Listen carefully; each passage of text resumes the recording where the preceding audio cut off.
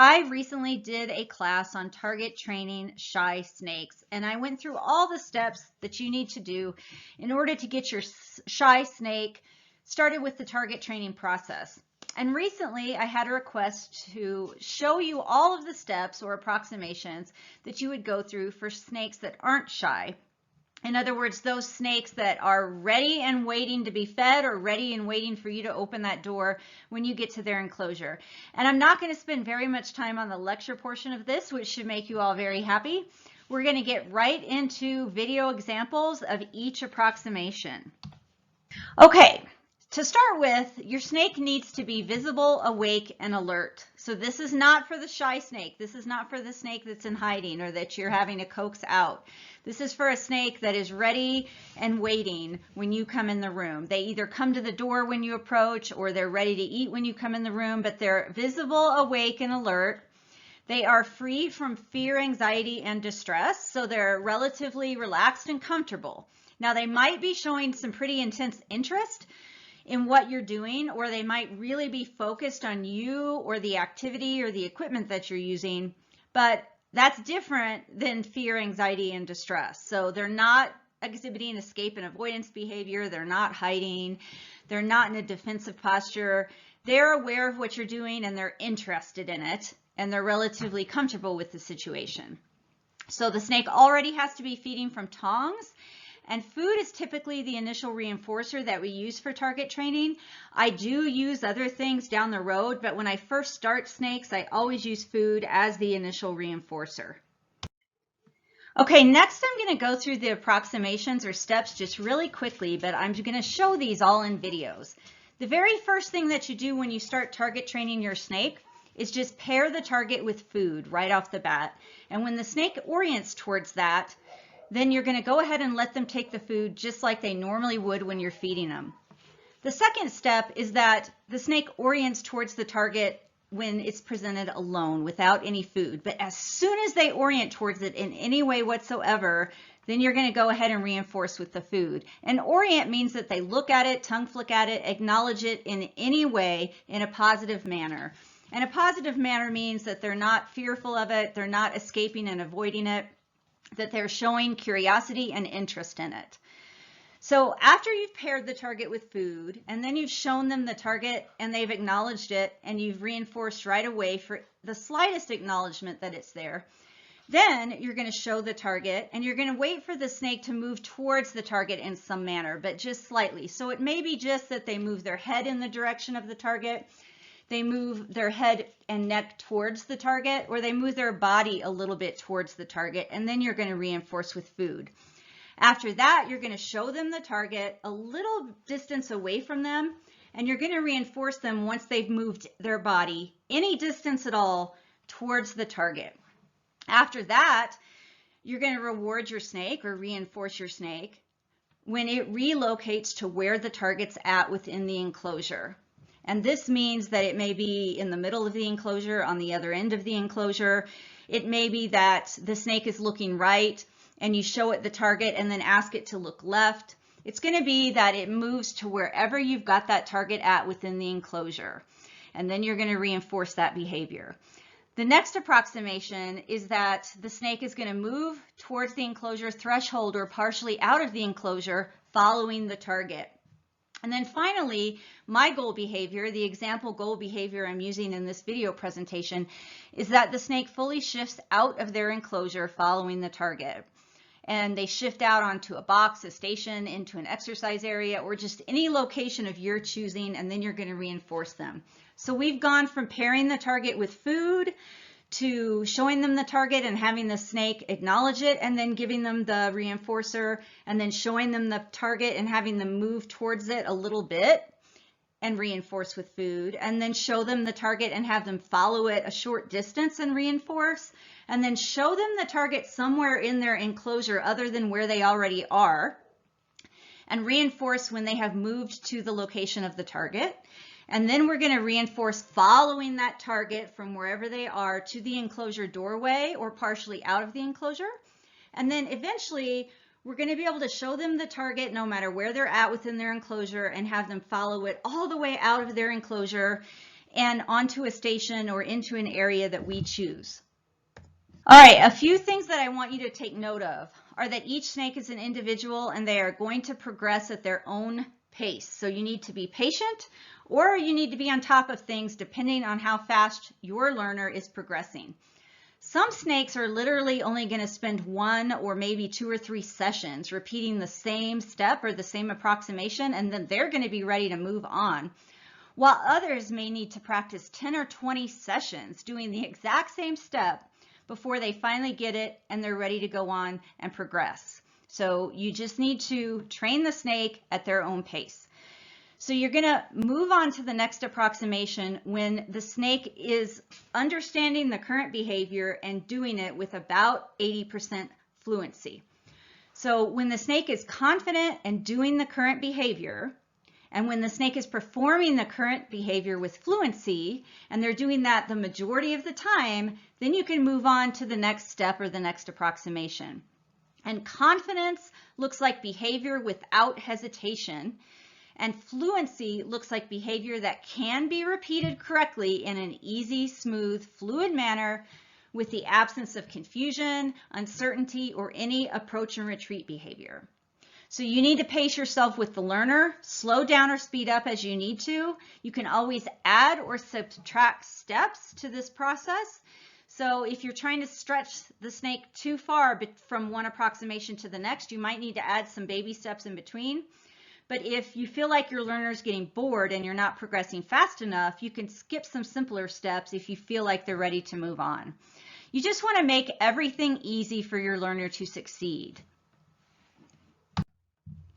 Now I'm going to show you several video examples going through each one of those approximations in my training plan for shifting a snake out of their enclosure. This is always my first step when I'm target training a snake that's not fearful or shy. As you can see, this snake is already out, visible, awake, and alert. He's in ambush position and he looks ready to eat. So I'm just pairing the target literally directly with food. I didn't mean to drop the food on the target, but it didn't matter. He looked at it, he sees the food, the target's right behind it, and he takes the food. So that was his first target training session where he was delivered reinforcement paired with the target. Same with this snake. I'm pairing the target directly with food. The snake orients towards it and takes the food. This is just another example. Now this snake is at the door ready and waiting, and I present the target paired with food, and he snatches the food just as if he was normally being fed from tongs and the target wasn't even there. These snakes are not fearful of novel objects.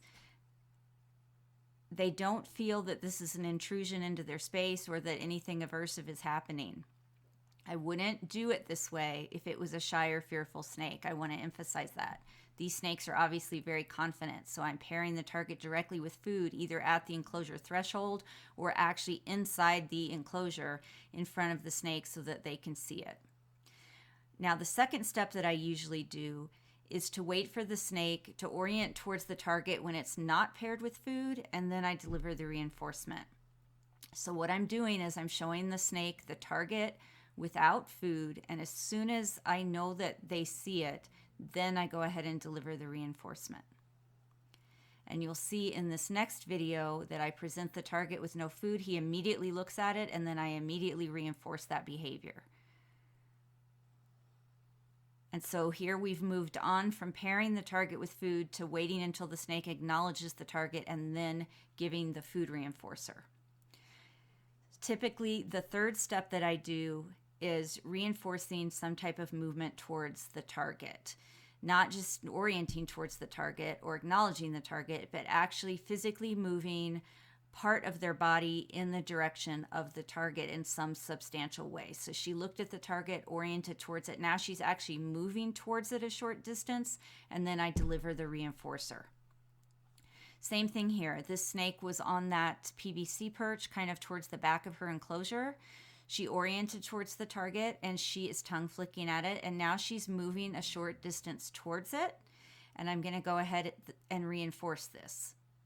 Now, some of these snakes, you'll see that I'm changing the orientation of the target from horizontal or from vertical to horizontal, and I'm having them hold there in position for a few seconds. And that is just a behavior that I start teaching them pretty early on for something that I'm going to work with them on in the future. So she moved towards the target, and I deliver the reinforcement. Again, I present the target, he orients towards it, he moves actually a lot of his body towards it, and then I give him the reinforcer. Same with this snake. I present the target, he orients towards it, he moves towards it very confidently, and I deliver reinforcement. The next thing that I usually do is ask the snake to move some substantial distance within their enclosure. So I actually ask them to target out of hiding, to target down from a perch, to target up from the ground, or to target from one end of their enclosure to the other end. And that's what I'm asking this Darwin carpet python to do now. I'm asking him to target all the way from one end of his 4-foot enclosure completely to the other side of the enclosure where I have the target. And again, I'm priming him for a future behavior that I'm going to teach him, which is to hold steady in a specific position. So when he gets to the target, I flatten it, and then I wait a few seconds while he holds there before I deliver the reinforcement. That's not something that maybe everyone's going to do, but I'm already trying to get him used to that for some other behavior I'm going to have him do in the future. This is the same type of behavior that I'm asking from this snake. I'm asking him to move from underneath his water dish at one end of his enclosure across the enclosure to the other end. I have him pause there for a few seconds, and then I deliver the reinforcement. So you can see already the progression we're getting from these snakes, from pairing the target to just rewarding when they orient towards the target to now reinforcing some movement towards the target. This step is actually getting them one approximation closer to shifting out of the enclosure. So now I'm not only asking them to move towards the target, but I'm asking them to bring part of their body to the door or outside of the door. Same thing here. I'm asking him to move over the enclosure threshold, basically out the door. And then I am asking him to hold a few seconds at the target, and then I'm reinforcing. And this is just to prime him for a couple of future behaviors. One is to completely shift out of the enclosure onto a station, and the other one is to hold in position until they're released. And that's for future behaviors that we would do that are more veterinary related. So this is the complete shifting behavior that I was going for. So this snake, oriented towards the target, is following the target out of the enclosure and onto a station. Now this happens to be a scale station, and so I'm actually asking him to not only shift onto the station, but position his body in a specific way on the station, because snakes are very long, and this baby scale is not very long. And so I need him to bring his whole body out of his enclosure and make sure the whole body is positioned on the scale in order to get an accurate weight. And so what I've done with him is kind of made him figure 8 around the legs of this upside down stool, so that now I know he's 100% completely on the scale and the weight we get is going to be accurate. And then I deliver the reinforcement. Now, please remember that these approximations I went through are just the steps that I use to teach this behavior. Yours might look very differently. You're going to have to come up with approximations that work well for you and your training style and for your snake. And you're going to have to work out what each step needs to be, from your snake not knowing anything to your snake doing the completed behavior that you're going for.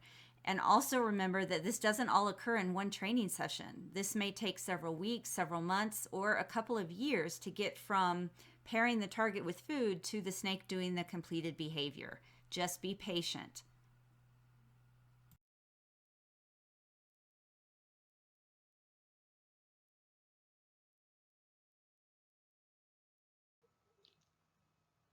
Okay, as always, I hope you learned from this. I hope you enjoyed it, and I hope it was helpful. Make sure that you contact me if you didn't understand something, or if you have any questions whatsoever. please reach out to me. But these are some things that I absolutely want you to remember from this. You get what you reinforce. So you want to reinforce or reward behavior that you want, and you want to ignore the behavior that you don't want. So when you get the animal doing a behavior that is not something you want, like if the snake strikes at the target, you just want to wait, pause. When the animal's no longer doing the behavior you don't want, then you want to be very quick to reinforce the next behavior the animal does do that you're able to reward or reinforce. So let's say the snake strikes at the target, just ignore it. Wait for the snake to stop striking. Wait for them to look at and acknowledge the target in some way and interact with it in a calm manner when they're not striking, and then you want to reinforce that. Even if you've moved way beyond that step where you're reinforcing just acknowledging the target, you want to reinforce it anyway, because again, you ignore the behavior you don't want, and as soon as they're doing any behavior that is one of the behaviors you do want, you want to reinforce that. When a behavior is not fluent, or if the animal regresses for some reason, just stop, take a step back, and work up to it again. It's not a problem. Confidence and fluency are what are important, not speed. So it doesn't matter how fast the snake is doing the behavior. It doesn't matter how fast they acknowledge the target and shift out of their enclosure. It matters that they're doing the behavior with confidence and fluency. So don't worry about speed. Do remember to always be kind and love your animals. Again, if you have any questions whatsoever, you need to discuss something that's going on with training your snake or other animal, then contact me at behavioreducationllc@gmail.com, or you can reach me on Instagram, Facebook, Twitter, LinkedIn, YouTube, or through my website at behavioreducation.org. Thanks so much.